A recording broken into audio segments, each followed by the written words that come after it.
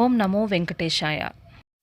ఈరోజు మనం కోనసీమ తిరుమల వాడపల్లి శ్రీ వెంకటేశ్వర స్వామిని మన ఛానల్ ద్వారా దర్శనం చేసుకుందాం.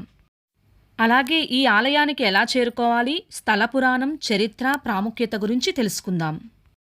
రావులపాలెం నుంచి వాడపల్లికి 10 కిలోమీటర్ల దూరం ఉంటుంది. ఈ రావులపాలెం చేరుకోవడానికి రాష్ట్రం నలుమూలల నుంచి కూడా బస్సులనేవి అవైలబుల్గా ఉంటాయి. వాడపల్లికి nearest railway station Ravulapalem, Tanuku, Rajahmundry.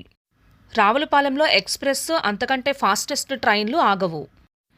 వాడపల్లికి దగ్గరలో ఎయిర్పోర్టు రాజమండ్రిలో ఉంది. అక్కడి నుండి వాడపల్లి 40 కిలోమీటర్ల దూరంలో ఉంటుంది. రాష్ట్రంలో ఎక్కడి నుంచి అయినా రావులపాలెం చేరుకొని అక్కడి నుండి బస్సు ద్వారా కానీ ఆటో ద్వారా కానీ వాడపల్లి చేరుకోవచ్చు. ఆలయం దగ్గరలో ఉన్న ఈ చెక్ పోస్ట్ వద్ద అన్ని వెహికల్స్కి పార్కింగ్ అమౌంట్ పే చేసి లోపలికి వెళ్ళవచ్చు. ఇక్కడ నుండి మనం ఆలయ ఆవరణంలోకి ప్రవేశిస్తాము. ఆలయ ఆవరణలో ఇలా విశాలమైన పార్కింగ్ ప్రదేశం, అలాగే ఈ మండపాలు కూడా ఉంటాయి. చూస్తున్నారు కదా, ఈ ఖాళీ ప్రదేశంలోనే వెహికల్ అనేది పార్క్ చేస్తారు. శనివారం అలాంటి టైంలో అయితే ఇక్కడ ఖాళీ అనేది ఉండదు. మన వెహికల్ పార్క్ చేసిన తర్వాత ఇటువంటి అందమైన పందిర్ల గుండా మనం ఆలయంలోకి ప్రవేశిస్తాము. మనం ఆలయం లోపలికి ప్రవేశించడానికి ముందు ఇక్కడ కాలు కడుక్కొని కొబ్బరికాయలకు కొట్టి లోపలికి ప్రవేశిస్తాము. ఈ వాడపల్లి స్థల పురాణం ఇక్కడ కనిపిస్తున్న పెయింటింగ్స్లో రాసి పెట్టారు. శ్రీకృష్ణుడు తన అవతారం చాలించి వైకుంఠానికి చేరుకుంటారు. దీంతో ద్వాపరయుగం ముగిసి కలియుగం ప్రారంభమవుతుంది. కలియుగంలోని ప్రజలు దైవచింతన మరచిపోయి డబ్బు సంపాదనపై ఎక్కువ దృష్టి సారిస్తూ ఉంటారు. దీంతో భూమండలంపై పాపాలు పెరిగిపోతూ ఉంటాయి. ఈ విషయమై మునులు తీవ్రంగా భయపడతారు. నారదుడి ఆధ్వర్యంలో వైకుంఠానికి వెళ్ళి ఈ భూమండలంపై జరుగుతున్న విషయాలను విష్ణువుకు తెలియజేసి ప్రజలను చెడు మార్గం వైపు వెళ్లకుండా రక్షించాల్సిందిగా వేడుకుంటారు. దీంతో వారికి విష్ణువు అభయమిస్తాడు. ఈ కలియుగంలో తాను వెంకటేశ్వర స్వామిగా అవతరించి ప్రజల్లో భక్తిభావాలు పెంపొందిస్తానని చెప్తారు. కొన్ని రోజుల తర్వాత వాడపల్లి వద్ద ఉన్న గౌతమీ నదిలో ఓ చందనం పెట్టె తీరం వైపు వస్తున్నట్లు కనిపిస్తుంది. అయితే దాన్ని గుర్తించి తీసుకురావడానికి వెళితే నదిలో ఆ పెట్టె కనిపించదు. తర్వాత వాడపల్లి గ్రామంలో ఓ వృద్ధ బ్రాహ్మణుడి కలలో ఆ పెట్టెలో మహావిష్ణువు లక్ష్మీ సమేతుడై ఉన్నాడని, శుచిగా వెళ్తే కనిపిస్తాడని వినిపిస్తుంది. ఇప్పుడు మనం చూస్తున్నది ఆలయ గోపురం. ఇక్కడ ఉన్న విమాన వెంకటేశ్వర స్వామిని దర్శనం చేసుకుంటే మన విదేశీ ప్రయాణాలు ఫలిస్తాయని భక్తుల విశ్వాసం. ఆ వృద్ధ బ్రాహ్మణుడికి కలలో కనిపించిన తర్వాత ఆ తీరంలో ఉన్న ప్రజలు మంగళ స్నానాలు చేసి నదిలోకి వెళితే ఓ పక్షి నీడలో ఉన్న పెట్టె కనిపిస్తుంది. భక్తి శ్రద్ధలతో ఆ పెట్టెను ఒడ్డుకు చేరుస్తారు. దానిని తెరిచి చూడగా అందులో శంఖం, చక్రం, గదతో పాటు లక్ష్మీదేవితో శ్రీ మహావిష్ణువు కనిపిస్తాడు. ఇంతలో అక్కడికి చేరుకున్న నారదుడు మహావిష్ణువు అవతారం గురించి చెబుతాడు. అంతేకాకుండా ఆ మూర్తికి వేం అంటే పాపాలను, కఠ అంటే పోగొట్టేవాడు అని నామకరణం చేసి గోదావరి నదీ తీరంలో విగ్రహాన్ని ప్రతిష్ఠింప చేస్తాడు. అలా ఇక్కడ కొలువైన స్వామికి వెంకటేశ్వరుగా పేరు వచ్చింది. తర్వాత స్థానికులు ఆలయాన్ని చిన్నగా నిర్మిస్తారు. అయితే కాలక్రమంలో ఈ దేవాలయం నదిలో మునిగిపోతుంది.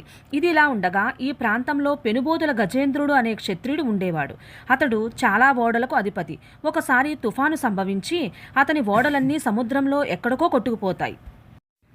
దీంతో తన ఓడలు సురక్షితంగా ఒడ్డుకు తీసుకొస్తే నదిలో మునిగిపోయిన దేవాలయంలోని విగ్రహాన్ని తిరిగి ఒడ్డుకు చేర్చి దేవాలయాన్ని నిర్మిస్తానని మొక్కుకుంటాడు. తుఫాను వెలిశాక ఓడలు భద్రంగా ఒడ్డుకు చేరాయి.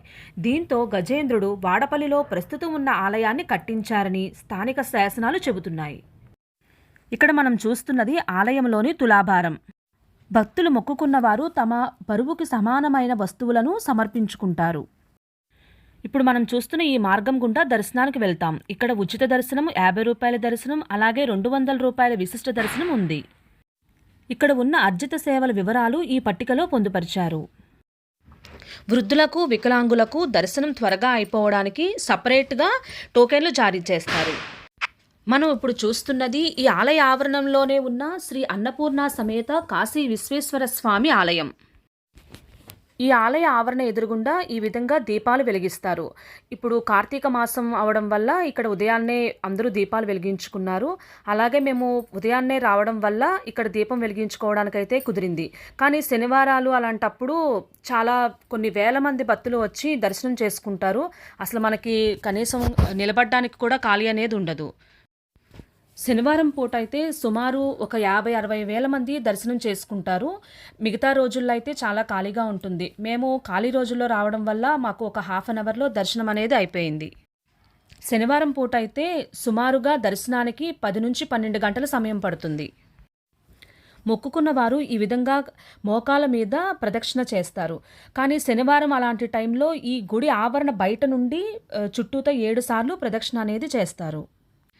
ఈ ఆలయానికి 777 సంఖ్యతో సంబంధం ఏమిటంటే 7 శనివారాలు, 7 ప్రదక్షిణలు, 7 దర్శనాలు. ఈ ఆలయంలో 7 శనివారాల వ్రతం చాలా ప్రసిద్ధి చెందింది. భక్తులు 7 వారాల పాటు ప్రతి శనివారం ఆలయాన్ని దర్శించుకొని 7 ప్రదక్షిణలు చేస్తే కోరిన కోరికలు నెరవేరుతాయని ప్రగాఢంగా నమ్ముతారు. ముఖ్యంగా వివాహం మరియు కుటుంబ సంబంధిత సమస్యలు ఉన్నవారు ఈ వ్రతం చేయడం వల్ల మంచి ఫలితాలు పొందుతారని భక్తుల యొక్క నమ్మకం. 7 శనివారములు వెంకన్న దర్శనం 7 జన్మల పుణ్యఫలం. 7 శనివారములు వాడపల్లి వెంకన్న దర్శనం అనంతరం మీ యొక్క జన్మ నక్షత్రారీత్యా సాధనతార తిథి రోజున శ్రీ స్వామివారికి అష్టోత్తరం శాంతి కళ్యాణం జరిపించిన కోరిక సిద్ధించి అష్టైశ్వర్యాలు కలుగుతాయని భక్తుల యొక్క విశ్వాసం. అష్టోత్తరం శాంతి కళ్యాణం కోసం భక్తులు ఆన్లైన్లో టోకెన్లు బుక్ చేసుకోవాలి. ఆ విధంగా టోకెన్లు తీసుకున్న వారు ఇక్కడ శాంతి కళ్యాణం అష్టోత్తరం ఇక్కడ జరిపించుకుంటున్నారు. స్వామివారి దర్శనానంతరం భక్తులు ఈ విధంగా బయటకు వస్తారు. శనివారములు అంటే శ్రీనివాసునికి ఎందుకు ఇష్టమో తెలుసుకుందాం. ఈ శనివారం రోజునే శ్రీనివాసుడు వెంకటాద్రికి తరలివచ్చిన రోజు, ఓంకారం ప్రభవించిన రోజు, శ్రీ స్వామివారు శ్రీనివాసుని అవతారంలో ఉద్భవించిన రోజు, సకల జనులకు శనిపీడలు తొలగించే రోజు, శ్రీ మహాలక్ష్మిని వక్షస్థలాన నిలిపించిన రోజు, శ్రీనివాసుని భక్తి శ్రద్ధలతో ఎవరైతే పూజిస్తారో వారి జోలికి రానని శనీశ్వరుడు వాగ్దానం చేసిన రోజు, పద్మావతి శ్రీనివాసుని కళ్యాణం జరిగిన రోజు, శ్రీవారిని సకల ఆభరణాలతో అలంకరించే రోజు, శ్రీస్వామివారిని ఏడుకొండలపై మొదటిగా భక్తులు గుర్తించిన రోజు. ఈ లైన్లోనే ఫోన్ డిపాజిట్ అలాగే లగేజ్ కౌంటర్స్ ఉంటాయి.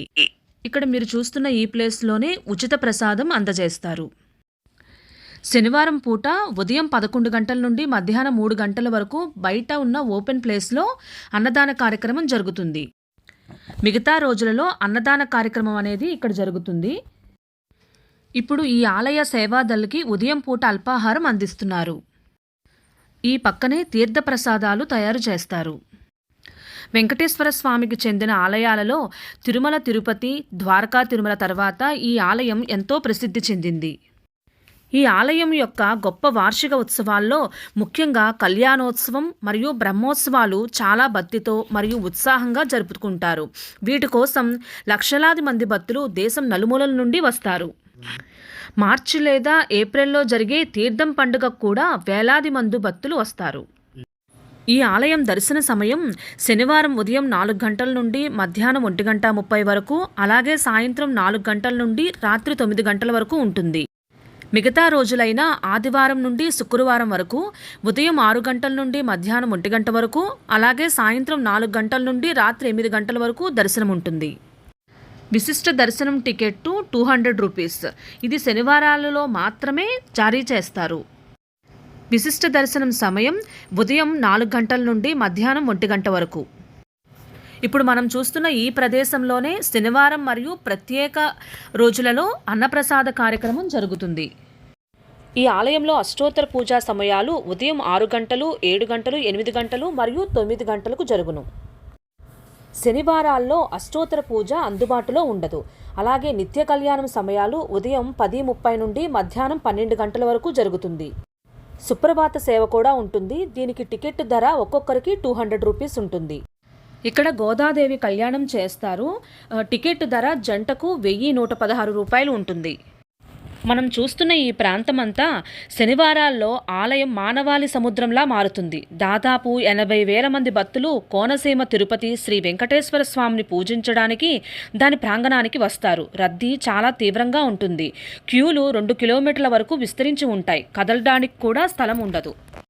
అందుకని ఇక్కడికి వచ్చే భక్తులు అందుకు కావలసిన ఏర్పాట్లను చేసుకుని రావాలి.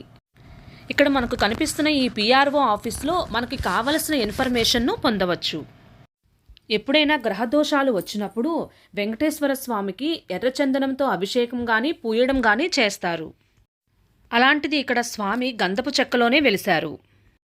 శ్రీదేవి భూదేవి సమేతంగా చేతిలో గదాధరుడై పాదాలతో సహా భక్తులకు దర్శనమిస్తారు. అందువల్ల ఈ క్షేత్రం చాలా విశేషమైనది, దినదినాభివృద్ధి జరుగుతున్న పుణ్యక్షేత్రం. అందుకని మనం కూడా కోనసీమ తిరుమలైనటువంటి వాడపల్లి శ్రీ వెంకటేశ్వర స్వామి వారిని దర్శనం చేసుకుని మన ధర్మబద్ధమైనటువంటి కోరికలు నెరవేర్చుకుందాం. ఓం నమో వెంకటేశాయ.